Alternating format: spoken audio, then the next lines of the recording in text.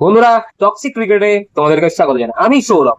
আবার IPL Indian premier league 2025 দ্বিতীয় match নিয়ে আমি চলে আসলাম তোমাদের কাছে। দেখা যাক Rajasthan Royals versus Hyderabad.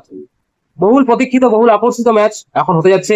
Rajasthan Royals versus Hyderabad, এই দুটো টিমের কম্পারিজনে টিম কেমন হলো, রাজস্থানের টিম কেমন হলো এবং হায়দ্রাবাদের টিম কেমন হলো, কেমন করলো, কিভাবে ম্যাচটি লড়বে, কোথায় উইক পয়েন্ট, কোথায় স্ট্রং পয়েন্ট, সমস্ত কিছু নিয়ে আলোচনা হবে এই ডিসকাশনে, ক্রিকেট ডিসকাশনে। তার আগে যদি আমার চ্যানেলটি ভালো লেগে থাকে তাহলে সাবস্ক্রাইব করো। আমার এই সাবস্ক্রাইব একটি বেল বাটন ক্লিকে ভিডিও করার এনার্জি দেবে এবং সবাইকে সাপোর্টে থাকার জন্য অনুরোধ করা হচ্ছে। বন্ধুরা, আইপিএল এ ইন্ডিয়ান প্রিমিয়ার লিগসে হায়দ্রাবাদ আগে যেমন চমক দিয়েছিল, তেমনি এবছরও চমক দেওয়ার জন্য সে দুর্দান্ত প্লেইং 11 তৈরি করেছেন। তার মধ্যে উল্লেখযোগ্য ট্রাইভিস হেড, অভিষেক শর্মা, এক বিদেশি টুল্লা থেকে শুরু করে আমাদের দেশি টুল্লা, ট্রাইভিস হেড বিদেশি টুল্লা, এবং আমাদের অভিষেক শর্মা তো জানেনই কত মাথা গরম প্লেয়ার, কত ডেঞ্জারাস প্লেয়ার। তার সঙ্গে আছেন ওয়ান ডাউনে আছেন ঈশান কিষান, থ্রি ডাউনে আছেন হেনরি ক্লাসেন, ফোর ডাউনে আছেন অভিষেক মনোহর, ফাইভ ডাউনে আছেন আমাদের বাচ্চা প্লেয়ার অলরাউন্ডার, উদিতমান অলরাউন্ডার নীতিশ কুমার রেড্ডি, ফর্মে আছেন বিধারক পেটান, সেভেনে আছেন আব্দুল সামাদ। সে হয়তো ইমার্জিং প্লেয়ার হিসেবেও কনফিডেন্টলি আসতে পারেন।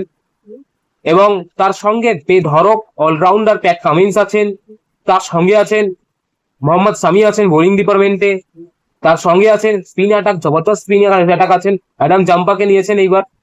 সমস্ত মিলিয়ে একটি শক্তিশালী প্লেইং 11 তৈরি করেছেন হায়দ্রাবাদ।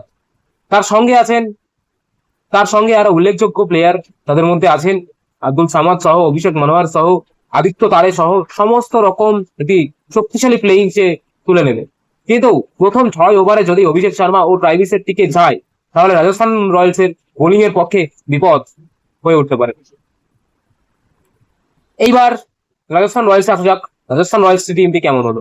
রাজস্থান রয়্যালস এর টিমের কথা যদি বলা যায়, যশস্বী জয়সওয়াল আছেন, সঞ্জু স্যামসং আছেন, রিয়ান পরাগ আছেন, নীতিশ কুমার রেড্ডি আছেন, ধ্রুব জুরেল আছেন, উইকেট কিপার ব্যাটসম্যান সেভেরান হেডমায়ার আছেন, ওয়েনিন্দু হাসারাঙ্গা আছেন, জোফরা আর্চার আছেন, মহেশ সিসানা আছেন, সন্দীপ শর্মা আছেন এবং তুষার দেশপান্ডে।